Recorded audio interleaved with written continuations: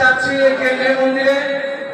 এই সাথযাত্রাটা যারা আপনারা মায়েরা আছেন বা আমাদের যারা দিদি আছেন, আমরা তাদের মাধ্যমে এই অনুষ্ঠানটা আমরা আয়োজন করব।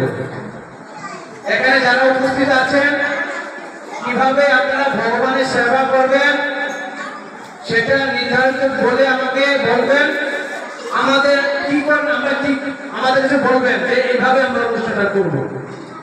ঠিক আছে? আমরা প্রতিটা পাড়া থেকে মহল্লা থেকে আমরা যারা সেবায় নিয়োজিত বা সেবা ইচ্ছুক, আমরা 3 দিন করে কেউ যদি আরো ইচ্ছুক হয় আসবেন।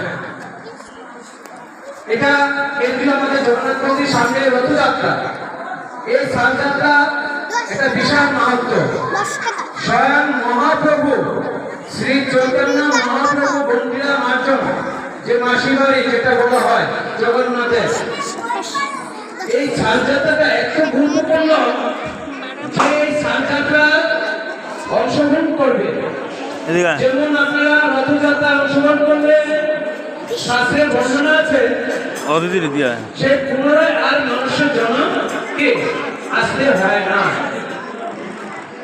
জগন্নাথ এত কৃপালু, সেই ভক্তকে কৃপা করে এই ধরা ধানায় এই পিতা